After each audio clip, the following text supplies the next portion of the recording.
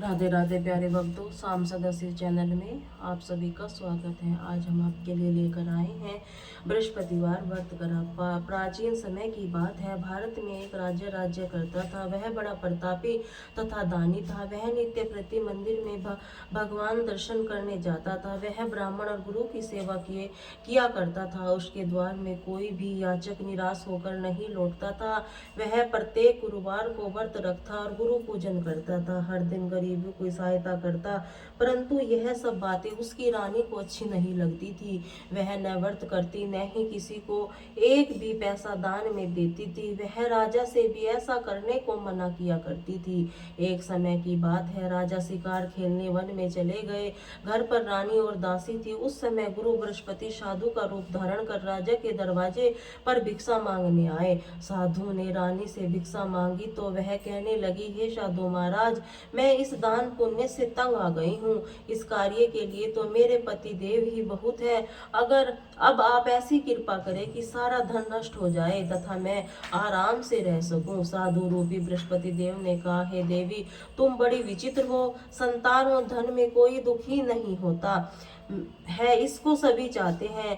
पापी भी पुत्र और धन की इच्छा करता है। अगर आपके पास धन अधिक है तो भूखे मनुष्यों को भोजन कराओ, प्याऊ लगवाओ, ब्राह्मणों को दान दो, धर्मशालाएं बनवाओ, कुआं, तालाब, बावड़ी, बाग, बगीचे आदि का निर्माण कराओ तथा निर्धनों को, कुंवारी कन्याओं का विवाह कराओ। साथ ही यदि यज्ञादि करो, इसी प्रकार के कर्मों से आपने कुल का, आपका नाम परलोक से भी सार्थक होगा। वह तुम्हें ही सर्व की प्राप्ति होगी। परंतु रानी साधु की इन बातों से खुश नहीं हुई। उन्होंने कहा, हे साधु महाराज, मुझे ऐसे धन की आवश्यकता नहीं जिससे कि मैं अन्य लोगों को दान देती फिरूं तथा जिसको रखने में, संभालने में मेरा सारा समय नष्ट हो जाए। साधु ने कहा, हे देवी, यदि तुम्हारी ऐसी ही इच्छा है तो जैसा मैं तुम्हें बतलाता हूँ तुम वैसा ही करना। बृहस्पतिवार के दिन घर आंगन को गोबर से लीपना, अपने केसों को पीली मिट्टी से धोना, केसों को धोते समय स्नान करना, राजा से कहना वह हजामत करवाए। राजा ने मांस मंदिरा खाना, कपड़े धोबी से यहाँ धुलने देना। इसी प्रकार 7 बृहस्पतिवार करने से तुम्हारा सारा धन नष्ट हो जाएगा। यह कहकर साधु महाराज रूपी बृहस्पति देव अंतर ध्यान हो गए। रानी ने साधु से कहने के अनुसार 7 बृहस्पतिवार तक वैसा ही करने का विचार किया। साधु के बताए अनुसार कार्य करते हुए केवल 3 बृहस्पतिवार बीते थे। उसकी समस्त धन संपत्ति नष्ट हो गई। भोजन के लिए दोनों समय परिवार तरसने लगा, शारीरिक भोगों से दुखी रहने लगा। तब राजा रानी से कहने लगा, हे रानी, तुम यहाँ पर रहो, मैं दूसरे देश को जाता हूँ, क्योंकि वहाँ यहाँ पर मुझे सभी मनुष्य जानते हैं, इसीलिए मैं यहाँ पर कोई काम नहीं कर सकता। अब मैं परदेश जा रहा हूँ, वहाँ कोई काम धंधा करूंगा, शायद हमारे भाग्य बदल जाएं। ऐसा कहकर राजा परदेश चला गया। वहाँ जंगल से लकड़ी काट कर लाता, शहर में बेचता, इस तरह जीवन व्यतीत करने लगा। इधर राजा के बिना रानी दासियां दुखी रहने लगी। किसी दिन भोजन मिलता, किसी दिन जल पीकर रह जाती। एक समय रानी और दासी को 7 दिन बिना भोजन व्यतीत करके पड़े तो रानी ने अपनी दासी से कहा, हे दासी, यहाँ पास में नगर में मेरी बहन रहती है, वह बड़ी धनवान है, तो उसके पास जा, वहां से 5 शेर बेजर मांग कर ले आ, जिससे कुछ साल के लिए गुजारा हो जाएगा। दासी रानी की बहन के पास गई। रानी की बहन उस समय पूजा कर रही थी। बृहस्पतिवार का दिन था। दासी ने रानी की बहन से कहा, हे रानी, मुझे आपकी बहन ने भेजा है, मुझे 5 शेर बेजर दे दो। दासी ने यह बात अनेक बार कही, परंतु रानी की बहन ने कोई उत्तर नहीं दिया, क्योंकि वह उस समय बृहस्पतिवार की कथा सुन रही थी। जब दासी को रानी की बहन से कोई उत्तर नहीं मिला तो वह बहुत दुखी हुई, उनसे क्रोध भी आया। वह लौटकर रानी से बोली, हे रानी, आपकी बहन बहुत ही घमंडी है, वह छोटे लोगों से बात भी नहीं करती, मैंने उससे कहा तो कोई उत्तर भी नहीं दिया, मैं वापस चली आई। रानी बोली, हे दासी, उसमें उसका कोई दोष नहीं है, जब बुरे दिन आते हैं तब कोई सहारा नहीं देता, अच्छे बुरे का पता विपत्ति में ही तो लगता है, जो ईश्वर की इच्छा होगी वही होगा। यह सब हमारे भाग्य का दोष है। जब रानी की बहन ने सोचा कि मेरी बहन और दासी आई थी, परंतु मैं उससे नहीं बोली, इससे वह बहुत दुखी हुई होगी। अंत कथा सुन सुन और विष्णु भगवान का पूजन समाप्त कर वह अपनी बहन के घर आई। कहने लगी, हे बहन, मैं बृहस्पतिवार का व्रत कर रही थी, तुम्हारी दासी हमारे घर गई थी, परंतु जब तक कथा होती तब तक हम लोग उठते और न ही बोलते हैं, इसीलिए मैं नहीं बोली। कहो दासी क्यों गई थी? रानी बोली, बहन, हमारे घर अनाज नहीं था, वैसे तुमने कोई बात छिपी नहीं है, इसी कारण मैंने दासी को तुम्हारे पास 5 बेझर लेने के लिए भेजा था। रानी की बहन बोली, बहन देखो, बृहस्पति भगवान सबकी मनोकामना पूर्ण करते हैं, देखो शायद तुम्हारे घर में भी अनाज रखा होगा। यह सुनकर दासी घर के अंदर गई तो वहां उसे एक घड़ा बेजर का भरा मिल गया। उसने बड़ी ही हैरानी हुई, क्योंकि उसने एक एक बर्तन देख लिया था। उसके बाहर आकर रानी को बताया। दासी अपनी रानी से कहने लगी, हे रानी देखो, वैसे हमको जब अन्न नहीं मिलता तो हम रोज ही व्रत करते हैं, अगर इससे इस व्रत की विधि और कथा पूछ ली जाए तो उसे हम भी कर लिया करेंगे। दासी के कहने पर रानी ने अपनी बहन से बृहस्पतिवार के व्रत के बारे में पूछा।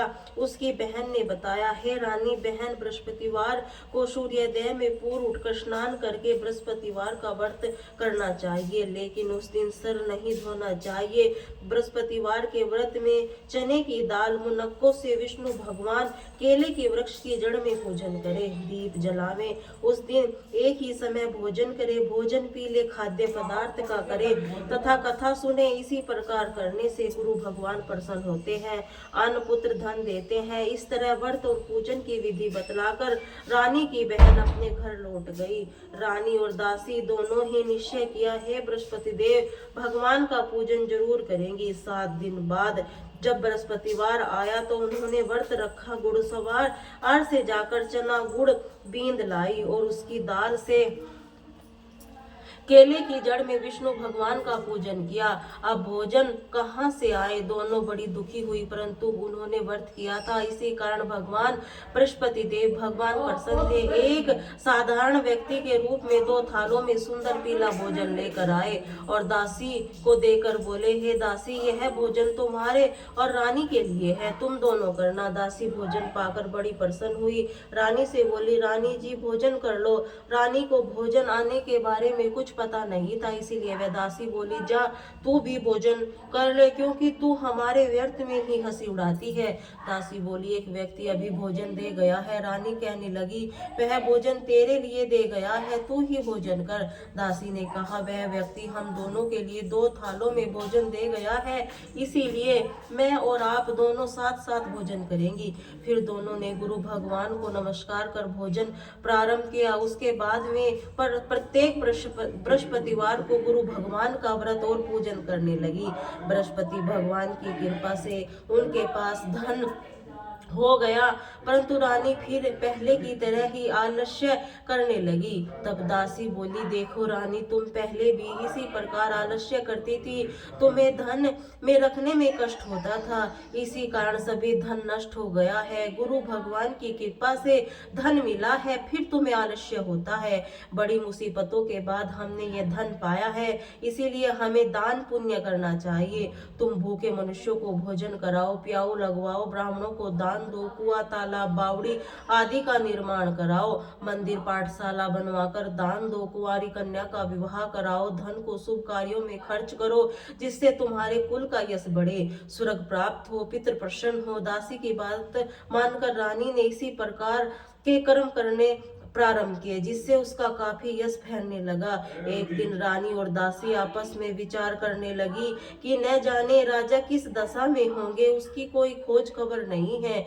गुरु भगवान ने उन्हें प्रार्थना की, हे भगवान, मैं रात्रि में राजा को स्वप्न में कहा, हे राजा उठ, तेरी रानी तुझको याद करती है, अब अपने देश को लौट जा। राजा प्रातः काल उठकर जंगल से लकड़ी काटकर लाने के लिए जंगल की ओर चला गया। जंगल से गुजरते हुए वहां सोचने लगा, रानी की गलती से कितने दुख भोगने पड़े, राजपाट छोड़कर उसे जंगल में आकर रहना पड़ा, जंगल से लकड़ियां काटकर उन्हें बेचकर गुजारा करना पड़ा। उसी समय उस जंगल में बृहस्पति देव एक साधु का रूप धारण कर आए और राजा के पास आकर बोले, हे लकड़हारे, तुम इस सुनसान जंगल में किस चिंता में बैठे हो, मुझे बतलाओ। यह सुन राजा के नेत्रों में जल भर आया और साधु की वंदना कर बोला, हे प्रभु, आप सब कुछ जानने वाले हैं। इतना कहकर राजा ने साधु को अपनी संपूर्ण कहानी सुना दी।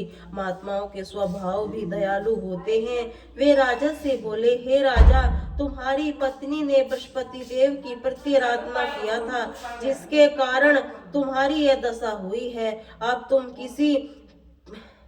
किसी प्रकार की चिंता मत करो, भगवान तुम्हें पहले से अधिक धन देंगे। देखो, तुम्हारी पत्नी ने बृहस्पति देव का व्रत करना प्रारंभ कर दिया है। अब भी बृहस्पतिवार का व्रत अर्घ करके चने की दाल गुड़ जल से लोटे में डालकर केले के पत्ते में भगवान विष्णु का पूजन करो, फिर कथा कहो या सुनो। भगवान तुम्हारी सब कामनाओं को पूर्ण करेंगे। साधु भी प्रसन्न देखकर राजा बोला, हे प्रभु, मुझे लकड़ी बेचकर इतना पैसा भी नहीं मिलता जिससे मैं भोजन करके उपरांत कुछ बचा सकूं। मैंने रात्रि में अपनी रानी को व्याकुल देखा है। मेरे पास कोई साधन नहीं है जिससे समाचार जान सकूं। फिर मैं बृहस्पतिवार को कौन सी कहानी कहूं या सुनूं, मुझको तो कुछ भी मालूम नहीं है। साधु ने कहा, हे राजा, तुम किसी बात की चिंता मत करो। बृहस्पतिवार के दिन तुम रोजाना की तरह लकड़ी लेकर शहर में जाओ।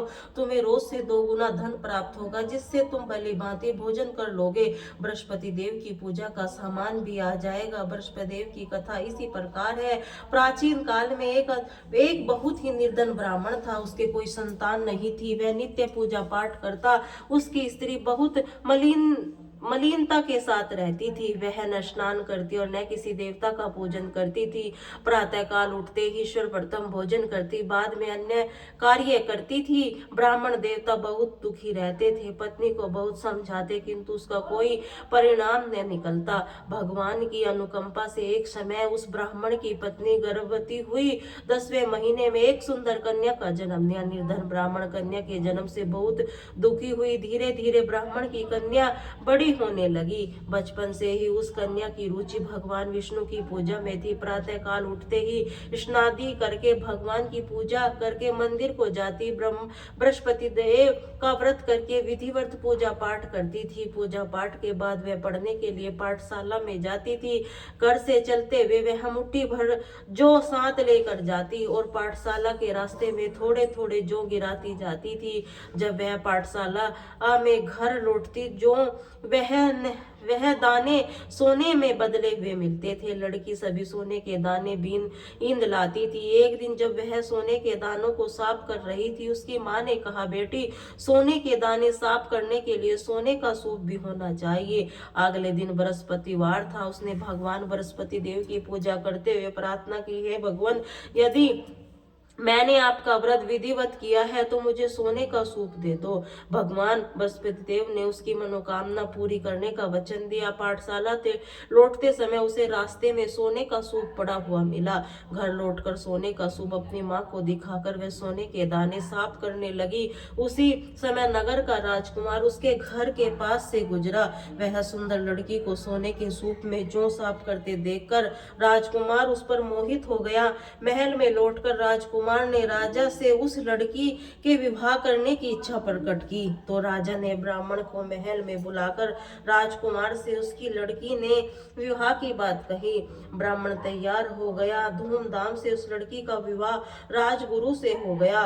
दुल्हन बनकर ब्राह्मण की लड़की महल में चली गई। लड़की के चले जाने पर ब्राह्मण फिर से निर्धन हो गया। उसे कई दिन भोजन भी नहीं मिलता था। बहुत दुखी होकर ब्राह्मण एक दिन अपनी लड़की के पास गया। अपने पिता से निर्धनता का समाचार सुनकर बहुत सा धन देकर पिता को विदा किया। उस धन से ब्राह्मण ने कुछ दिनों का आराम से गुजर गए, लेकिन जल्दी फिर भूखे मरने की हालत हो गई। ब्राह्मण अपनी लड़की से धन लेने के लिए फिर महल में पहुंचा। लड़की ने पिता की बुरी हालत देखकर कहा, पिताजी, आखिर आप कब तक मुझसे धन लेकर जीवन यापन करेंगे? आप कोई ऐसा उपाय क्यों नहीं करते जिससे आपका घर धन धान्य संपत्ति से भर जाए? ब्राह्मण ने कहा, मैंने तेरी माँ को बहुत समझा लिया है, उसकी समझ में कुछ नहीं आता। उसका खुड़कपन नष्ट हो तो घर में निर्धनता भी दूर हो जाए। तब कुछ सोचकर लड़की ने पिता से कहा, पिताजी आप कुछ दिनों के लिए माँ को मेरे पास छोड़ जाओ। तब कुछ सोचकर ब्राह्मण पत्नी लड़की के पास छोड़ आया। लड़की ने अपनी माँ से कहा, माँ तुम प्रातः काल उठकर स्नान आदि करके भगवान बृहस्पति विष्णु जी की पूजा अवश्य करना। पूजा करने से तुम्हारी निर्धनता अवश्य दूर हो जाएगी। लेकिन उसकी माँ ने उसकी कोई बात नहीं सुनी। वह क्रोधित होकर लड़की से अपनी माँ से एक कक्ष में बंद कर दिया। सूर्योदय के समय माँ को उठाकर जबरदस्ती उसे स्नान करवाया, फिर मंदिर में ले जाकर भगवान बृहस्पति देव की पूजा कराई। कुछ दिनों तक ऐसा करने से माँ की बुद्धि में परिवर्तन हुआ। वह स्वयं बृहस्पति देव का व्रत रखने लगी। उसके व्रत रखने से ब्राह्मण घर में भगवान विष्णु की अनुकंपा धन वर्षा होने लगी। दोनों पति पत्नी धन धान्य संपत्ति पाकर आनंद पूर्वक जीवन यापन करते हुए विष्णु धाम को चले गए। लकड़हारा बने राजा उस साधु से भगवान बृहस्पति देव की कथा सुनकर बृहस्पतिवार का व्रत करके भगवान विष्णु की पूजा की। उस दिन वह उससे कभी क्लेश दूर हो गए।